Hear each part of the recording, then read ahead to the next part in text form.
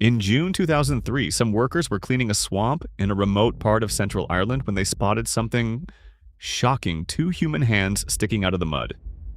Frightened, they called the police, and an investigation started on suspicion of murder.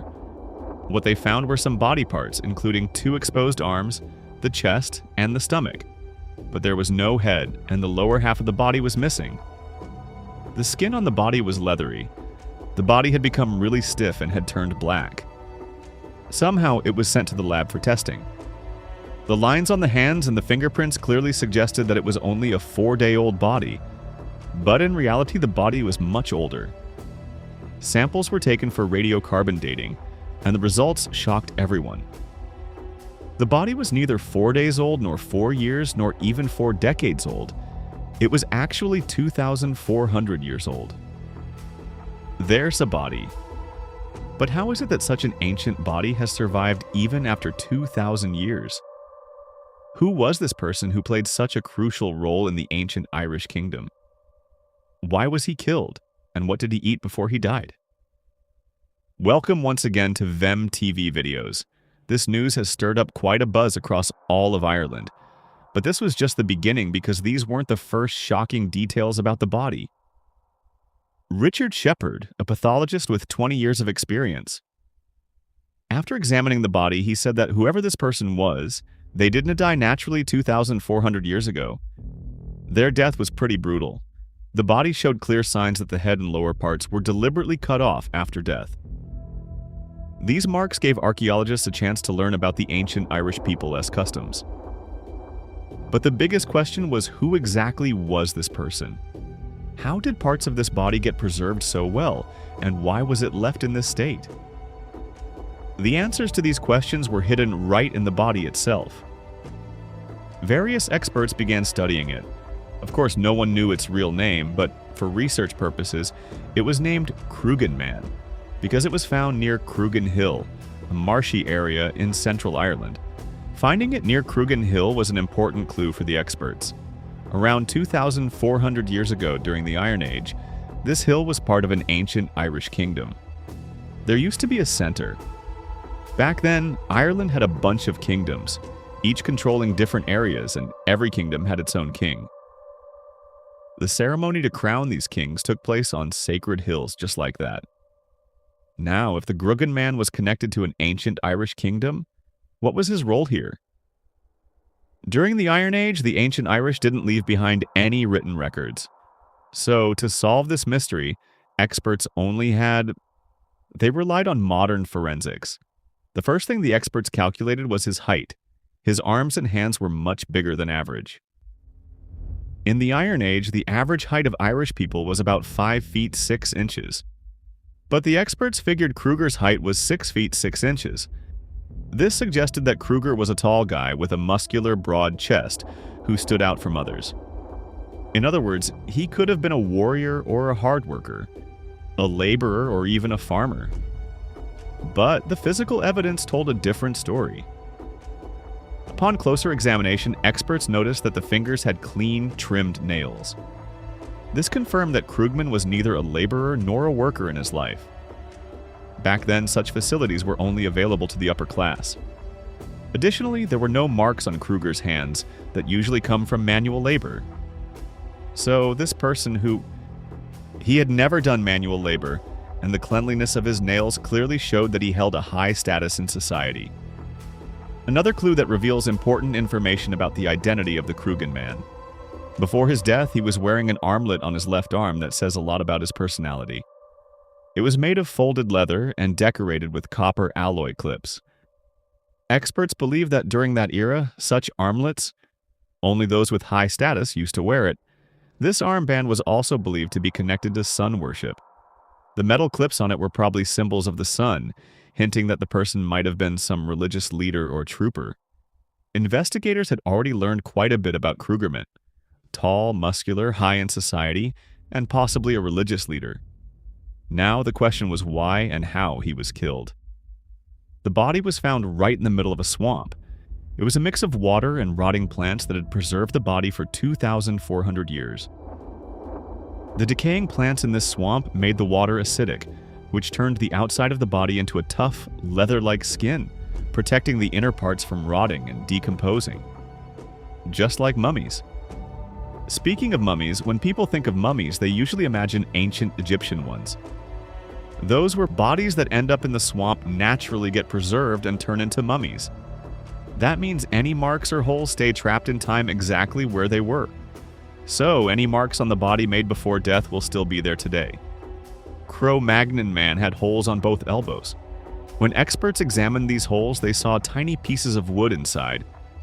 Experts believe that maybe, before death, his arms were tightly bound with a twisted rope made of wood. They had gone. Because of that, one edge of the wood had actually pushed inside, and the swamp had preserved these wooden pieces too. Experts believe these holes were painful, no doubt, but not deadly. Maybe it was done intentionally to keep Croghan under control. The body was slowly revealing secrets that were 2,400 years old.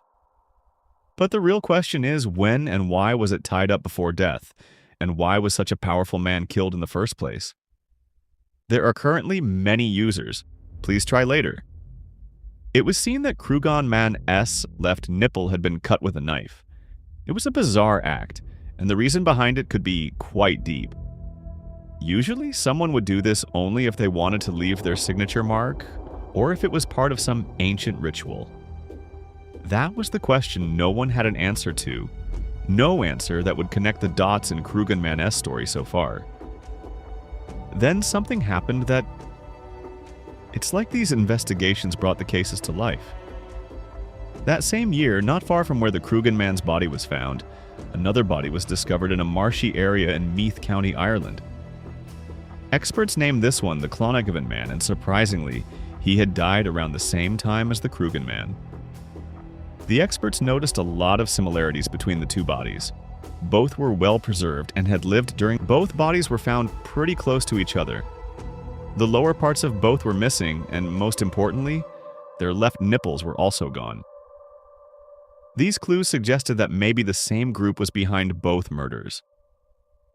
The experts were getting really close to the truth, a truth that was probably buried in history. Who were these two? The experts found the answer in the writings of a 5th century religious scholar named Arish from old books. These were writings by St. Patrick, who mentioned these murders. This was written 900 years ago. Patrick used to say that in the ancient Irish kingdom, a king's nipples were a big deal. And if people wanted to remove their king from power, they'd cut off his nipples. Tall stature, neatly trimmed nails, an omelet at the side, and cut nipples. Croghan Man and Clooney Kevin weren't ordinary guys, they were kings of the ancient Irish kingdom about 2,400 years ago. But why were both these kings killed around the same time? Gone? Was it some kind of ritual, or was the kingdom facing a huge loss? Experts found the answer in the same marsh where the bodies were discovered. A marsh is like a layered cake.